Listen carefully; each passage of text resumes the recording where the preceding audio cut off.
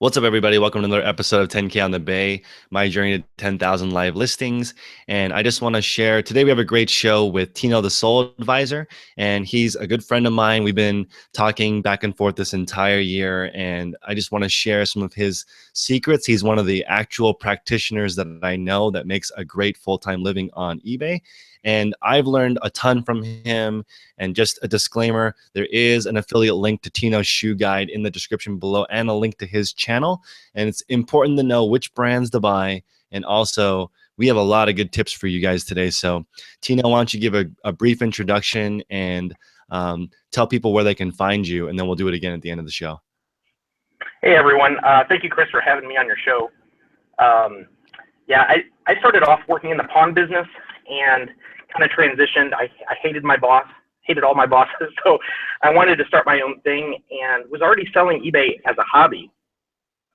And I just started knocking it out and keep adding to my inventory and figuring out things as I went. Started picking everyone's brain on YouTube. So that's just kind of how we started, and taught my wife how to do this as well. And now she's teaching me how to do things. So we're helping each other out. But we got to a level where we're comfortable, we could quit our jobs, and we're doing it full time. So that's where we're at right now. Chris, you wanted me to touch on what on the books that we put out as well?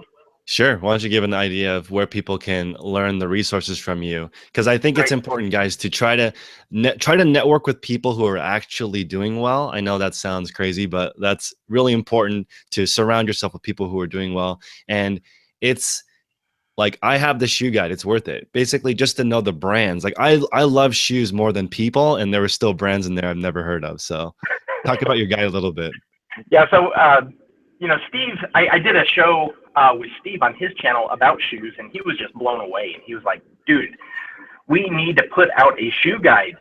And he goes, you know, I said, you're the person I would love to do this with. I wouldn't want to do it by myself. You know, I just don't know a lot of people in the community.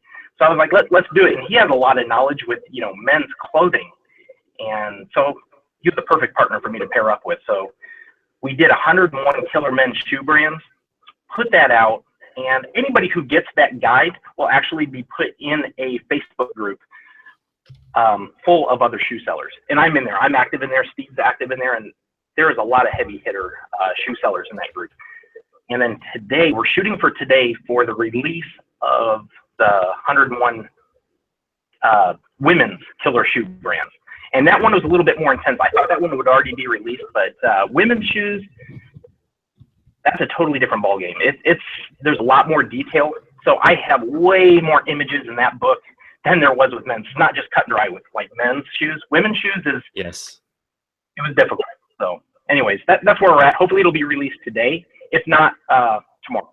So awesome, guys. I think it's really important. If you're a lady and you want to learn men's shoes, why don't you go out with a dude? Go thrifting with a male counterpart. And for me, I've gone out with female counterparts thrifting like the last couple of months, and now I love picking up women's shoes because they ship first class. Usually they're under a pound. Tino can go more into that, but like, if you source with people who source the opposite stuff of you, you pick up all their knowledge, you pick up, you know, and vice versa. And it's great because you can level up, and you're also not creating competition necessarily.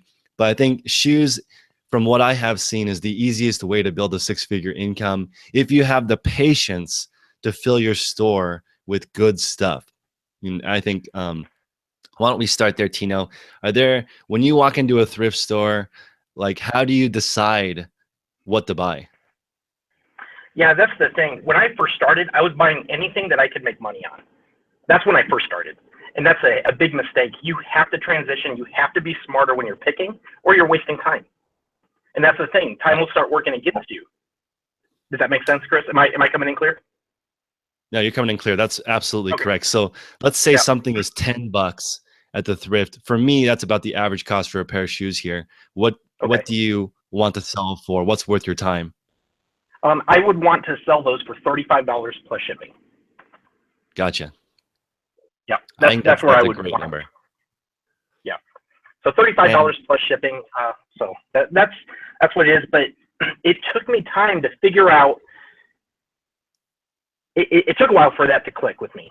And it's like, I don't want to just be buying things for $10 and selling them for $19.99 plus shipping.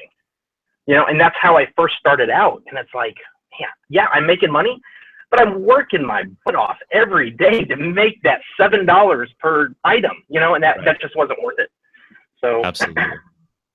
I think it's so important to realize that, guys. Like for me, if I'm, you know, I'm purchasing things that are more expensive for a couple of reasons. One is you start to increase your hourly and you get better at sourcing. When you're better at sourcing, then you have time to, you can go to 2 more stores instead of spending an extra hour at the thrift looking at smaller profit items. You start to speed up your process. And also, if you're selling things for $35 plus shipping, then you can offer an aggressive discount and move it. If you sell a $35 item for $20 plus shipping, it's going to move. But if you have a $20 plus shipping item and you do $10 free shipping, it doesn't even, it may not even move because it's not desirable enough. I don't know if you've had that experience, Tino. Yeah, that makes perfect sense. And I've gone through all of that. So yeah, talking from experience, you were right on point there. Yeah. So if you guys take time, source more. So Tino, give us an idea of how many items are in your store and how long it took up to build that inventory. Right now, I think we're right at around 1,800 pairs of shoes in my garage. I'm actually in my 2-car garage right now. I wanted to just go ahead and shoot it in here because, for one, my little baby is screaming and crying. He's in a bad mood this morning. So I was like, I'm going to get out and get in the garage. So I'm out here right now, and there's not a lot of room, but I think in this garage we could fit close to a little over 3,000 pairs of shoes. That's amazing. But right now we're at 1,800. At the beginning of this year, we were actually at 2,200. No, actually it was at the end of last year. We were actually at 2,200 pairs of shoes, but we lost a lot of momentum with, you know, employee problems and trying to regroup, change. You know, there are times where it's like, okay, we need to restructure. We're heading in this direction, but we need to head in this direction. So that's what we're going through. And starting the middle of next month, we're heading in a different direction. So still with shoes, just a different type of model. So sounds good. So in this next year, are you planning on hiring anybody? Are you good solo? What do you think? Yeah, in about 2 weeks, I'll be placing an ad for an actual manager that's gonna run the whole business. Wow, that's cool. Yeah. So that's where we're going. So that'll free up my time to where I can start hiring more employees. Yep. And so that person will be handling all the customer service, handling all the returns, running our numbers, packaging our items. And that person will also learn how to list to where if we throw another lister in the mix, that person will be able to train that person as well. And are we talking actual employee benefits, full-time, like contracts beyond 1099, not a contractor, like an actual person? Yeah, it'll be a W-2 employee. W-2 employee. So yes. That's cool. Yeah, I'm leaning that direction too. I love independent contractors, but from what I have heard, most people who have a business and not a hustle have at least one W-2 person handling customer service and shipping. The reason being, like, you want someone who's doing customer service and shipping to really care about the business. And that's like, you know, I think listing, photography, those type of tasks, you can use a 1099 because it's replicatable. But customer service, you have to care. That's right. And that's the thing is my next employee will be a 1099, and I'm doing one thing that a lot of people haven't done, and it's a risky move, but I'm gonna go for it. I know it can't be done if I don't try. So what I'm gonna do is I'm gonna hire some pickers. So, and those pickers will actually be, or sourcers, or whatever you want to call them, they're gonna be 1099. No, that's a great thing. I have tried that and it works. I don't, you can have a team of people out there hunting for you. I put out an ad that said, hey, it's pretty straightforward. You download the eBay app and Amazon and go find stuff. And if it's selling for $50 or more, let's figure out a deal and I'll buy it from you. And I just can't pay more than 15. So you net the difference between 15 and 50. What are you thinking on the on that? Well, what I'm going to do is I'm going to pay them a percentage of the profit. So the first 3 months, I'm going to pay them up front to where, like, let's say they buy a pair of shoes for $5, and we can sell it for 40. I'm gonna, figure out all of our fees and everything, and up front, I'm gonna say, okay, your commission on this shoe is X amount of dollars. So for that week, I'm just gonna go ahead and write him a check. Now, after 2.5 months or 3 months, I haven't determined the time. What I'm gonna do is then pay him after it sells. Oh, that's a great idea. Payment after it sells. That's correct. But at that point, within 3 months, they're already going to have a lot of inventory already built up and already listed. See, well. I'm going to have it. Go ahead. So, anyways, I'm going to have a team here of just people listing nonstop. That's a great point. And Paul's in the chat, and he's great with taxes, and he's been very useful to the community, talking about don't refer to people who are not employees as an employee if they're not a W-2. That's important. I've actually slipped up a little bit. I'm not quite ready for a W-2 employee, but I am ready for helpers, and I have helpers that are 1099. That is true. And I slipped up as well. That is true. That's not the 1099 is not actually an employee. That is definitely a contractor. And I do want to clarify really quick, guys, there's a lot of guides. There's a lot of information on the internet that's free. There's information that costs money. It just depends. For me, it's the same. Like if you want to spend time to research stuff for free, or you want to just buy a guide, to me, it's the same value. Because if you do find the information for free, you might value it more, but then you're also investing time. And if you buy a guide someone's already put the time into, it's the same. In the end, you still have to list 1,800 shoes like Tino, and you can't buy that on the internet. So, it's up to you. Tino, do you have an opinion on free versus paid stuff? No, that is so true. Chris, did I lose you? Are you still on?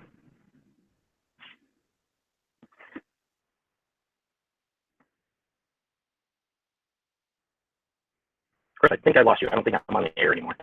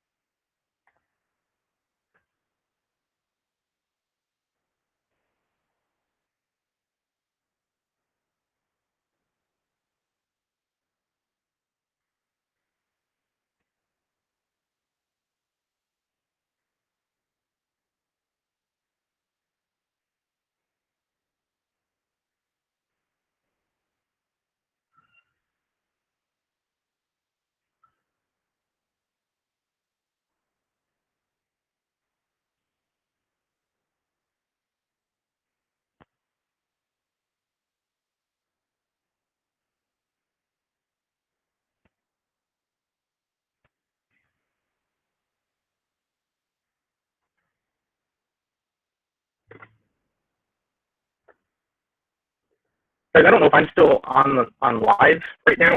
There's no way I could look at the messages right now. But Chris just texted me. He was like, just keep talking. I think you're still on. So I'm just going to keep talking. And that's the thing about this guide that we put out. In the intro, me and Steve, when we wrote that intro, what we wanted to make a clear point is this is not a get-rich-quick scheme. It's not the answer to everything.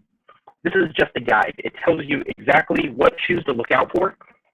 Pair of Allen Edmonds. When you see these in the store, they're in great shape. And we also put in there a guide of what they would sell for. So it does still require a lot of work. This was not a walk in the park trying to build a business to where you're making this type of money. Chris, are you back? I'm back. Sorry about that. Okay. Was I live the whole time? I think so.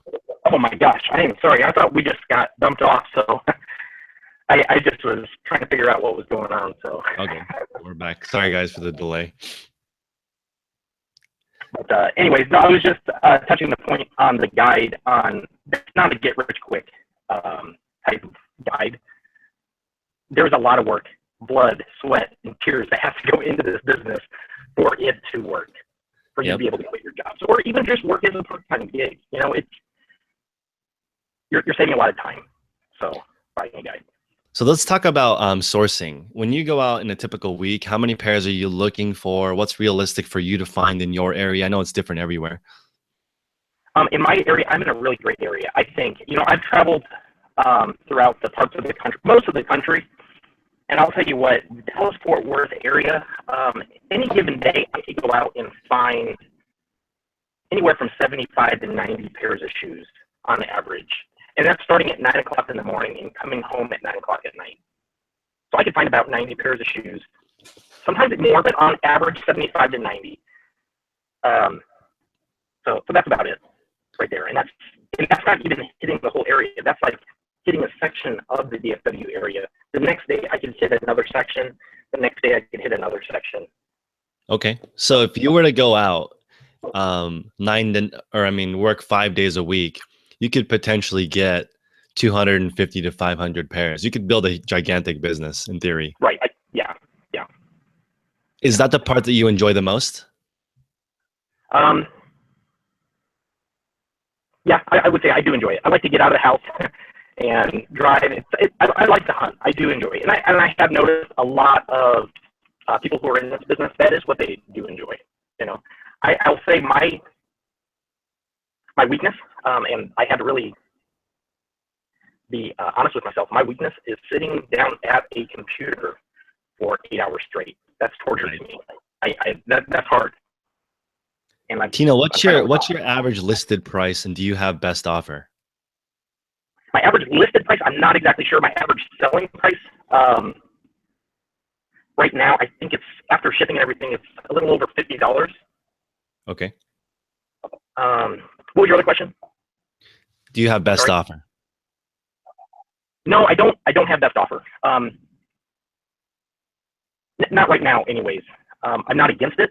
I am against it when it comes to a premium item. I think if you guys come across a premium item, such as a pair of Allen Edmonds, in excellent condition, everything is lined up. It's got a good size. So let's say it's a size 10.5B, which is a medium width. It's not narrow or anything like that. But if that's a premium item, I guarantee you, if you do that as a best offer, you're blowing that item out. Hold on to your premium items. They will sell. I guarantee you, they're going to sell themselves. You don't have to promote those items. But anything like these Teva sandals or something like this, that's the item you want to use your best offer at. And that's my opinion. That's my model. I'm not saying that's the best way to go, but that's just how I run my business. Okay, and that's a great point, guys. So just to give you guys a rough idea, at 1,800 items at a $50 average selling price without best offer, you're looking at around 90 grand listed. And I was, basically running the numbers for people and saying, hey, if you, the amount you have listed, if you turn your inventory once or twice a year, you're looking at, depending on your profit margin, if you want to make 100 grand, you need $100,000 worth of stuff listed. If you turn your inventory twice at 50% margin, that's 100K.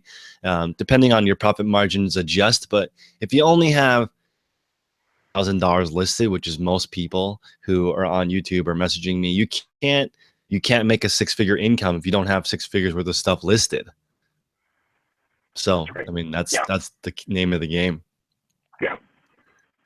So people are asking, how many shoes can you list a day? Without going crazy, Yes.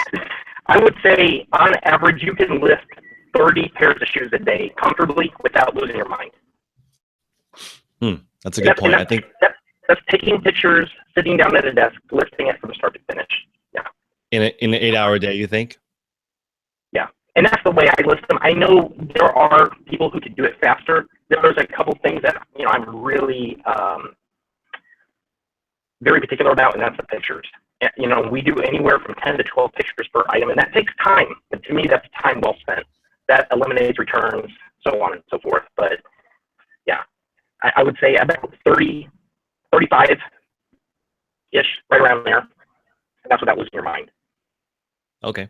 And I think that's fair, guys. So I think for shoes, 30 to 40 is the max in an 8-hour period. If you do 6 pictures or more, right? So if you guys are doing 6 pictures versus 12 pictures, it's different. It's gonna depend. And if you're doing, a full 360 and the bottom and the tag and defects with a pen pointing at it, all the little cool things you can do to make a more premium listing, then you're gonna be closer to the 30 range. If you are the type of seller that sells only new, or you're picking up shoes that are like new, I've seen people do 50 to 80. Brand new, I've seen 100. So it just depends on your model, how much capital. And then, you're not doing people who have listing 100 brand new shoes a day. That's capital intensive. That is expensive. You gotta have the money to do that. Right. So we have a question about Bull Tassel shoes. Do you have any thoughts on that brand? What's the name? Bull plus Tassel. No, I never sold that brand. Maybe it's not a brand. Maybe it's the tassel style, which I think is popular. Yeah, actually, I do sell a lot of the tassel loafer, or are they talking kilt? But yeah, like a tassel loafer, we sell a lot of those, and that is a really good style. I don't know if it's really a modern style, but I'll tell you what, a lot of these, the older generation, that they're on eBay. I tell you what, they will buy these shoes. You never want to go out looking for what entices you. Like, oh my gosh, I wouldn't wear that. I'm not going to buy it. No one would buy that. It's out of your mind. You don't want to pick out of from what you think is going to sell. You have to look to see what's actually selling. That's a great point. Don't fall in love with your inventory, guys. Some people only buy what they would wear. That's I think a mistake. You want to buy what the market is yielding. Like, a big seller for me and for Tino is as an example, Kohan, right? It's going to sell pretty much at the right pricing. It's going to sell. You don't need best offer. Okay. But if you're going to sell, as an example, I have best offer on really, really expensive items. So if you go if I'm selling a pair of Gucci loafers or something really, really high end, I will price 20% above market and offer best offer, because some people pay above market for really premium shoes. And I'll accept the best offer, but I do have auto decline, auto accept set up on those, because Gucci loafers are worth a certain amount. So you have to basically make sure that it's, you can, in my opinion, price premium items above market because they're hard to find. But if you're looking like Kohan, you can't price above market. They won't sell. It doesn't make sense to sell 20% more than everybody else. There's too many. Right. But yeah, Gucci, Louis Vuitton, items that those big high-end designers, I just can't think of any right off the top of my head right now, but sure. Alexander McQueen, that's another one. I mean, those items, when you get them in and they're in great shape, they're going to sell. They will sell. Yeah, that's a great point. I actually think on those high-end items with the traffic eBay offers, maybe not over the summer, but you could actually gamble and do an auction on that. They're still going to get the traffic enough to where you can actually do an auction on those high-end items. Absolutely. I think that's cool to realize too, guys. If you're I think auctions are a little bit risky. And if you want to test it, some people do a 1-week auction at the price they want. So let's say they get a pair of rare Allen Edmonds shoes and the market says that they're worth $180. So some people do a 7-day auction starting at $180 and see what kind of views and watchers they get. And if there's a lot of watchers, let's say there's 20 people watching or something, they may start that auction at 99 cents because they know that 20 people will be bidding on it and they'll be fine. But if you put it up for that price and you get 0 watchers, do not send that to auction at a low amount because you're going to get destroyed. So just make sure you know what you're doing. Yeah, that's a really good test. And the only thing, I mean, they have nothing to lose, only the 7 days. They lost the 7 days. I mean, who's to say it would have sold as a buy it now for $180, during that time? Chances are it wouldn't have. because they had it at an auction. So really, they didn't lose anything by testing the waters like that. They didn't. And then everyone, well, it's proven that auctions do boost your search ranking because people will say, it'll say ending soon or something like, or newly listed. You get the newly listed and the ending soon boost. So people will do it to test the market. And if you have it's a little more work to auction everything first. And then occasionally you will get someone that bids within a week. And then now you have a 1 week turn at the number you were looking for. So yeah, just depends on how you want to do it. You may get lucky too and actually get multiple people bidding, which would be the best case scenario. And that prevents people from, like, there's some people who are so worried about listing their items too low. Well, that's one way to combat it. Because you can judge the traction after a week's period. Yeah, there's so many different strategies, guys, that you can do. But Tino, here's an interesting question. What brand of shoes do you wear on a daily basis?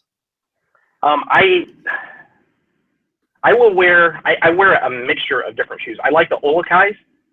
I have a pair of Olakai driving loafers, Olakai flip-flops if I'm going super casual. But I really like that brand, super comfortable. Brooks running shoes.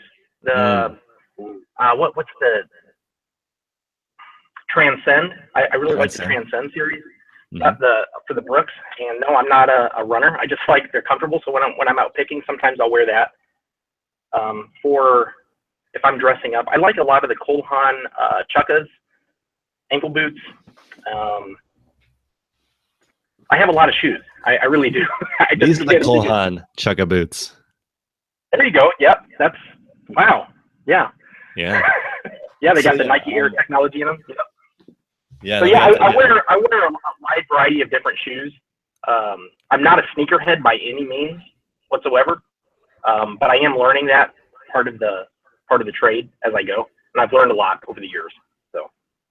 Yeah, that's great, guys, because I'm the opposite. I am a sneakerhead. So this was the first pair of shoes I spent over $100 on in my life. Wow. What is the Penny One, and I just, I love learning about brands. And as far as we got a couple more topics to go into, and but I think it's important, guys.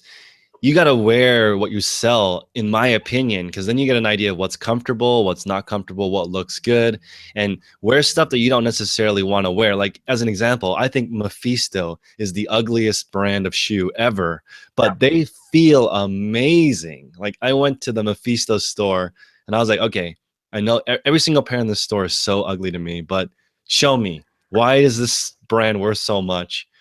And then she's like, well, you better get your wallet out because you're going to leave with some shoes. And they were amazing. The lady was really good. She was explaining to me how they're constructed. And now I know why people pay so much money. And that's super, super worth it. If you want to sell shoes, seriously, as your career, why wouldn't you take the time to learn different brands and get into it? That is so true. You want to know what you do. Yeah, just a couple weeks ago, me and my wife and our little baby, we took him to the Allen Edmonds, the plant, the actual manufacturer plant where they're stationed at. And you could see inside behind this glass all these workers putting these shoes together. All these cobblers, man, they're just working on these shoes nonstop. And I talked to the sales guy out on the floor, and he's explaining all the checkpoints that they do on these shoes, and it's incredible. Now I could see why they could sell these shoes for $450. That's right. So let's say you have a pair of Allen Edmonds. What's the least amount you will list them for, or how defective of a pair of $400, $500, $600 shoes? You find a pair in the wild, they're really beat up. When do you say no? Or do you? And do you I do say no. I really do say no on a lot of Allen Edmonds. Like any of the calf leather shoes that have a hole in it, like in this part, chances are I'm going to pass on it because it doesn't, this part of the sole right here is the most expensive thing to replace. Even if you're going to put a half sole, you're still looking close to a $60 repair. And any of the calf leather, it's a premium calf leather that they use, but still you don't want to be in it $60 plus the price of the shoe that you had to pay at, Goodwill or wherever you found it at. So I stay away from that. Now, if the heel, this part right here, needs to be replaced, I could get a pair of heels put on for $20. So if it's a premium shoe like this part's in really good shape. This needs to be replaced. I don't mind dumping $20 to sell the shoes for, let's say, $75, $85, which I've done that a lot of times.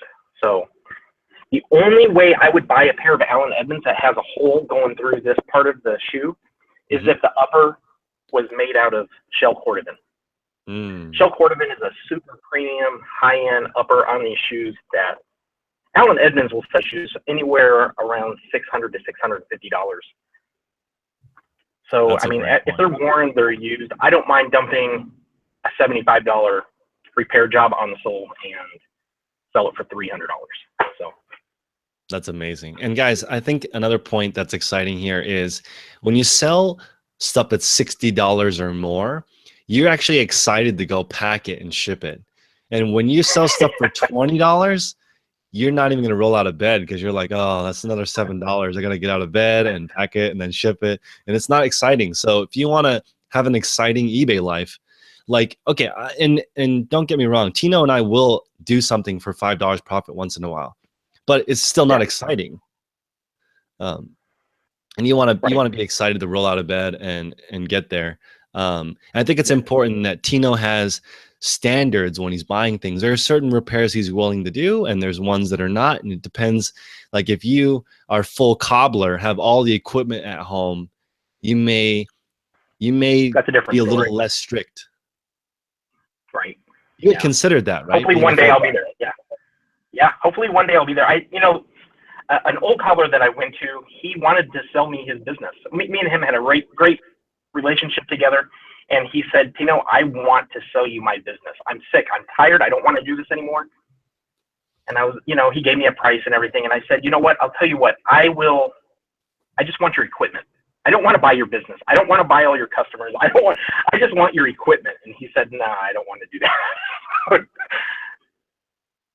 Yeah, no, I agree with you. It's really tough to get to the point where you actually do all the repairs at home. For me, I have purchased 4 Gaylords of used shoes, and the amount of work was pretty rough. But I'll tell you this, how do you eat an elephant one bite at a time? So my goal with those used shoes was just 10 a day. So, it's not fun for me to repair, shine, photograph a pair of damaged shoes. It's not fun, but it pays the bills. Those are really good. So if you get in there, and it's worth your time, like I would say if you need to repair the shoes, at least 40 plus shipping, even if you get them for free. Like try to make some decent profit so that you're excited to clean them. If it's gonna sell for $300, you're gonna go home and put the gloves on, because it's just exciting. It's important to do that. That's so true. And just keep in mind, when you're cleaning these shoes, every shoe is different. And when you first start doing it, like anybody who's watching the show and they're like, you know what, I'm gonna try shoes. Keep in mind when you first start something, anything, it's not just shoes, you're gonna suck at it. But the more you do it, it's gonna be horrible. Absolutely, sure. But if it's something that you really have a passion about, the more you do it, the less you're gonna suck at it. So that is such a straightforward way of putting it. Yeah, well, Chris, the bona fide hustler, that's how he put it. So I'm just saying how he put it, but it's so true. That's true. And I will tell you guys, the fastest way to level up is to do it. So like I bought 4 Gaylords of shoes. I'm good at selling shoes because I did it 800 times in a 3-week period. And then I learned so much, every single brand, leather, different straps. I looked through every single one. I paid my dues and now I know. And when you go through it, then I tried shipping it every single different method. I actually shipped a pair of John Varvatos boots to New York City yesterday in 2 shipments because it was able to fit. It was like 9 pounds because of all the stuff on it. And so I shipped it in a medium flat rate box, and I shipped the box first class to him, and he was perfectly fine with it because my communication was good. But it was like $35 to ship it to New York with the weight, but it fit in a flat rate. That's awesome. Coast to coast. That's awesome. Coast to coast. Do you mind if it comes in 2 packages? And he said, no, that's fine. And he's like, I obviously know why, so go for it. And customer was super happy, and communication is key, but these are tricks you It learn is. when you do it for a while. You know, that's the other thing about the guides that we put out is it's not just a guide, but you're also getting into a community of other shoe sellers. So I can't tell you every day there are people in that group asking questions. How do I ship this pair of shoes? Or how should I set up my shipping in this? You know, I'm starting to sell shoes. Man, they get bombarded with answers before I can even get to it. You know, so it's like there's a big community in there that, and you've seen it, Chris, you're in there. So it's, you know, it is helpful to be part of the community that can help you get started. And I want to let you guys know when you build a community, the part that you make the most money off of is the knowledge you get from other people. That's the most profitable part of my YouTube channel, of all the community building that I'm doing. There are people that are like, hey, did you know that you can make a fortune doing this? I'm like, oh, didn't know that. That's the most valuable part of this whole thing. You know, like you learn just have to along the figure that way. one out. Somebody told you, right? Yeah. Sorry, I cut you off there, Chris. Oh, no, go ahead. No, that is so true, what you just said. Mm-hmm. And, you know, like as an example, I'll give you, my girlfriend sells high-end shoes. She did 27,000 last year on 110 pairs. That's it. So if you're looking at profit, she wants to make $100 profit per item. You can do that with shoes if you buy high-end shoes at a discount, and she only sells new and I do all the work. So whatever model you guys want to pick, you can do 100% new shoes also. And I recommend a tip to learn brands.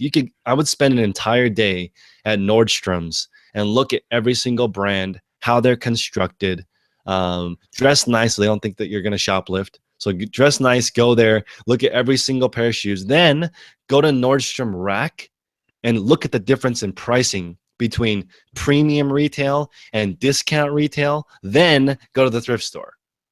And now you know, like this model sells brand new for 100 at Nordstrom Rack, it's 60, but maybe the quality is lower on the model they make for Nordstrom Rack because they know it's going to be discounted. Then go to the thrift and be like, wow, people are paying $60 for this at the clearance store. This one is just like new. Of course, it's going to sell for a lot. Absolutely. Yeah. Yeah, OPP resale, I shipped 2 boxes, one flat, medium, and then one first class. Because first class doesn't have a dimension restriction. Well, and there might be, but not a shoe box as long as it's under 1 pound. Right. Let's see here. So I have a question on cleaning. Does every single pair of shoes that you buy go through some type of clean, shine process? Yeah, I'll wipe them down because the one thing I'm afraid of is selling a pair of shoes. If I don't actually wipe the insole out, there could be something hiding inside here. I don't, you know, so I will take a rag and it'll be a damp or a wet rag with like a disinfectant. And what I do is I just go in there. Sometimes it's cobwebs. I've seen dead spiders. I haven't seen any scorpions or anything like that. But what I do is I just kind of go in there, swipe it, and come right out, just so there is no surprise to that customer. When I first started selling shoes at Plato's Closet, I buy a lot of my inventory at Plato's Closet, and they put that security tag in here. So one side is a pin that goes in here, and then the sensor tag. So when they pop that off, the pin actually rolls up inside the toe area.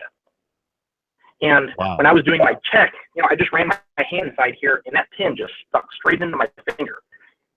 I'm like, okay, that hurt, but that could have been one of my customers' toes, and that wouldn't have been good. So, you know, so it's good to just check when you're dealing with shoes, is at least do a wipe down, even if the shoe looks mint condition and you're going to sell it new without box, still do that check because you don't know what a customer in a store could have slipped inside of the shoe. Just check, double check. That's something I've learned over the years. Wow, this is so interesting. I had never considered shipping 2 shoes in 2 different first class boxes, but you could do that and it would be a maximum of $8.60 if you had to ship coast to coast. That might actually be worth it.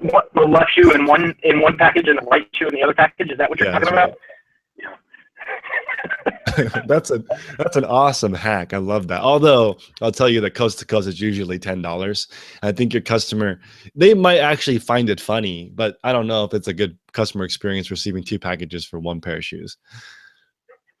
Actually, I think I did that one time when I first started. I think they were a pair of Doc Martin sandals, and I think he lived up at like in Seattle or something, or Alaska, somewhere really far, but he paid priority. So I give him two options. He paid priority. So I have to ship it priority, but it was like $15 or $16 for me to ship him these shoes. So what I did is I put one sandal in a legal flat rate envelope and the other one in a legal flat rate envelope, shipped it to him, and it was like $10. So I got about an extra $5. And I messaged him and let him know what I was doing. And he was just like, hey, I don't care. I don't know if I would do that now. It probably is not the most professional way how to handle my business right now, but at the time, I thought I was pretty slick and it worked. So. Gotcha. That makes sense. Yeah, I think you can do that too. And guys, we ship in legal flat rate envelopes sometimes, and that's something that some people frown upon.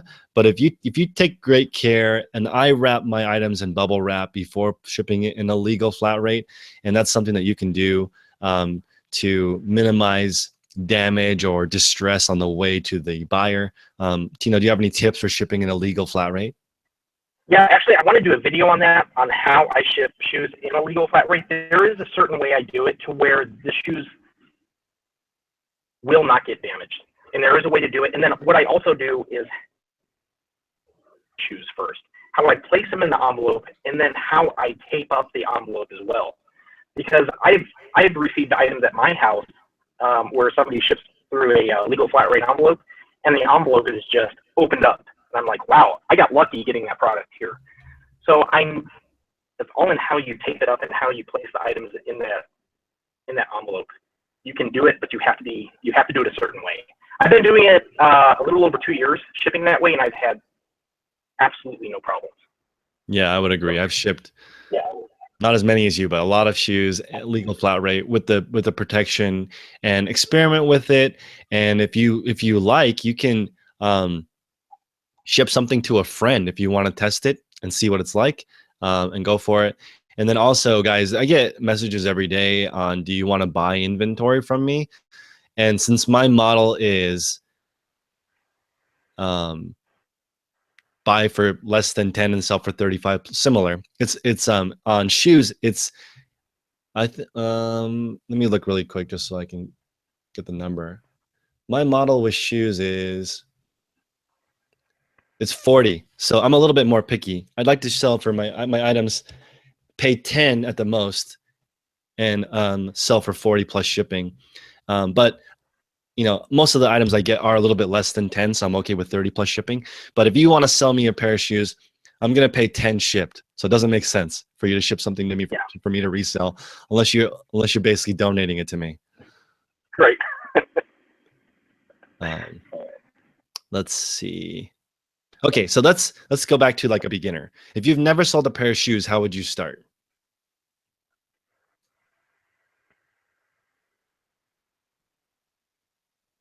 Wow. Tough question.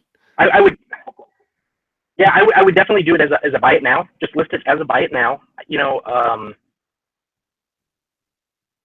how I started. I really don't know what to do, but I would say a minimum of 10 pictures per shoe. That will reduce your returns by far. I've learned that the hard way. So that's a good tip there. But and starting off with shoes, I don't know. That's buy it now and a minimum of 10 pictures.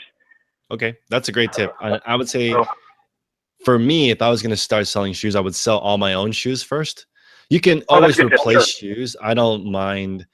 I like buying shoes, so I could sell every single pair and then have another shoe collection again in a month or so. So just sell all the shoes that you own. You know what you paid for it, and it's good to get an idea and take 10 plus pictures in the beginning so that you can really understand what different models. And a basic rule is, if your pictures are a way that your customer can view the product, they have no other way of seeing it. So like, pick up a pair of shoes and see what you would want to see on it. Would you want to see the insole? Probably. Would you want to see the tag to make sure it's authentic? Probably. You'd want to look at all the different angles. You want to look at the wear on the bottom. And, you know, basic 360 and the bottom would be a great way to describe shoes. I would avoid putting stuff like awesome condition or great condition because it's subjective. Right. I would just put, yeah, I would put wear on cuff, or go ahead. No, you're right on, Chris. I'm sorry. For some reason, I like to interrupt people all the time. Go ahead. That's a bad habit. So, but you're right on point on that is have them look at the pictures. Pictures are part of the description, you know, and just shows normal wear on the heel area. Take a picture of the heel area. You know, you're right on point. Sorry for interrupting you. Oh, no worries, no worries. So for the future, how do you get from 1,800 to 3,500 full garage full of shoes? Yeah, well, you know, I actually thought a year ago is hire more listers and put myself to work to where I go out there, beat the ground, and hit these thrift stores and bring it in. Okay. My model has changed a little bit because you'll only get older and slower in life. You know, that's nature. You know, so what I want to do is build the team to where I can have a right balance of listers versus pickers. And I never want to run out of inventory to where the pickers have nothing to list. I'd rather start building up inventory to where I'm like, okay, we could add another lister at this point. So that's my goal. I'm not there yet. So if you think I'm just talking out of my butt, I kind of am. But that's where the direction I'm going to be heading. So Have a Seat is asking how you clean gum off of soles. I usually don't pick shoes with gum that's like caked on there. I'll pass at the store. What about you? Do you try to clean gum off? No, I don't try to clean gum off at all. That's time consuming. So what I do, if it's a premium shoe that has gum on it, I'll sell it with the gum on there. Wow, that's a great tip to sell it with the gum on there. Let the pass on the work to the customer, and customers are okay with that, guys. If you're honest. Absolutely, take a picture of it and just say, "Hey, there's gum on the sole." Guess what? You're gonna find that buyer that doesn't care that there's gum on the sole. Wow, that is. And guess what? You save yourself 30 minutes not having to pick that gum off the sole. So yeah. Guys, I just did this as an experiment. I sold this old vintage silverware box, and it was selling for $20 plus shipping in good condition, and I sold it for $5 plus shipping just to see if I could. And I put horrible condition, heavily scratched all over it. It's missing one of the 4 legs, so it's not usable. Okay, but if you want to repair it as a vintage piece, then it's worth $5 plus shipping to you. Go for it. These are selling for $20 plus shipping without all this repair that you would want to do. So I just told people that. And then the guy left me a positive feedback as soon as he got it. He's like, exactly as you described. So you can test yourself too with that. I sold a orange toilet bowl cover, and I even screwed up the item specifics. It was orange. I put blue in the item item specifics, and as soon as they bought it, and they received it, they said, hey, just an FYI, it says blue in the specifics, but obviously your pictures were orange, so I still bought it. So as long as you're not trying to deceive people, also, if you make a mistake, people can see the pictures. That's why it's important to do that. Yeah. Oh, here's a good question. Do you sell kids' shoes? No, I don't. I won't pass up, like, if I'm in the shoe section and I see like a nice pair of like kids or boys Merrells for like $1 or $2, I'll pick them up. But for the most part, I stay away from them because of the price point is a lot lower versus adult shoes. So that's not my model to sell kids shoes. But I still will if I come across something that's just Heelys is another good one. Or sorry to interrupt you. I only sell kid Jordans. If it's a Nike pair of shoes and I can get $30 or more, I'll buy kids shoes. Otherwise, I just pass. Yep. Real quick, guys, on Nike shoes, Nike is the easiest brand to sell because it has the most traffic. What I would do is on the Nike style code inside the tag, there's a 6-digit code. That's the product code, and a 3-digit code, which is the color code. You can Google that or type it in the eBay or Amazon and get an idea of what model it is when you're in the store. I would recommend Actually, I'm going to ask Tino this because I want to know. But for me, how I do it is I fill my cart with all the shoes I think are profitable.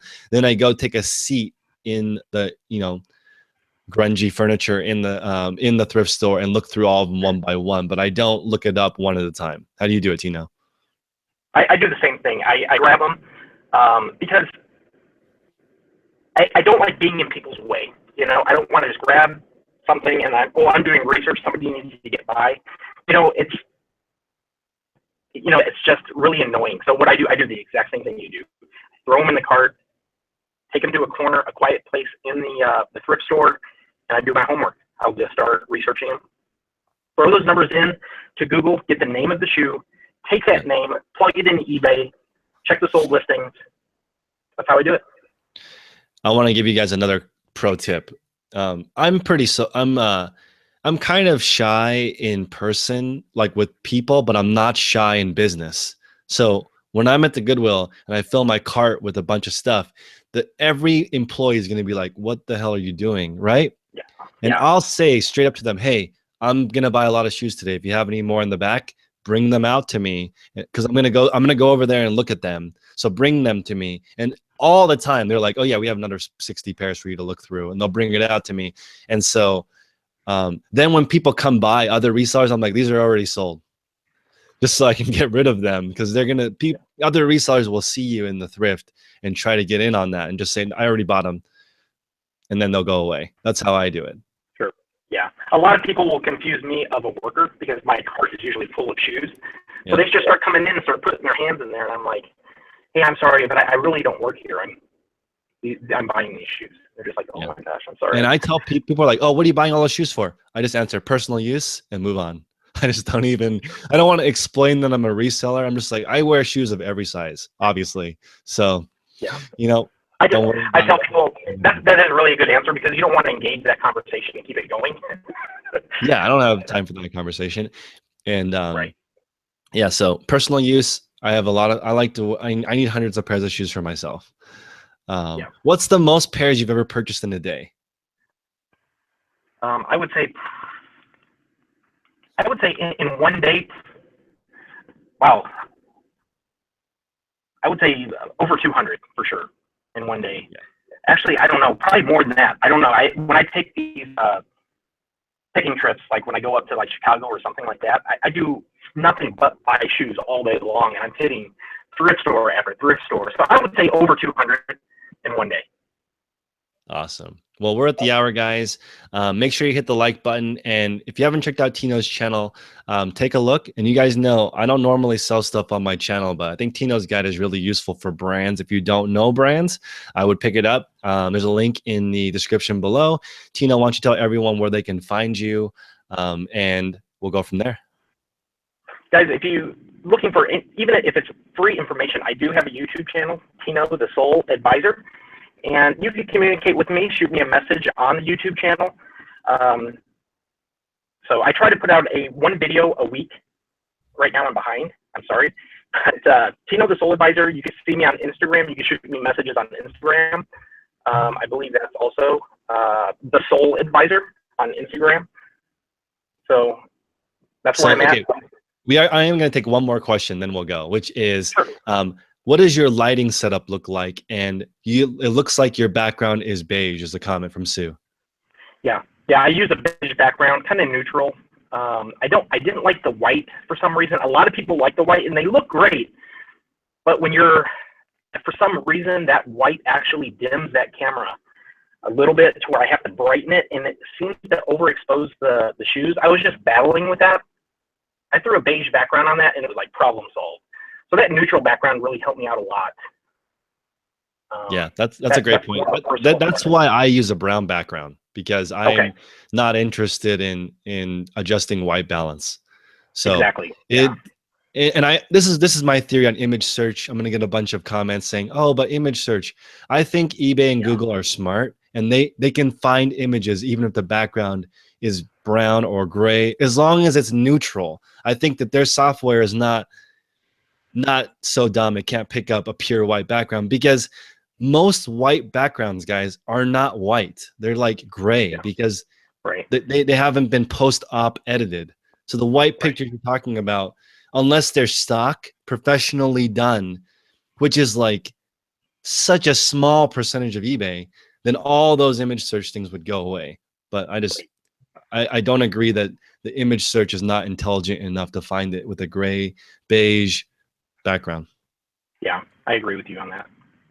All right, guys, thank you so much for stopping by. Subscribe to Tino's channel, the link below, and we'll see you next time. Thank you, guys.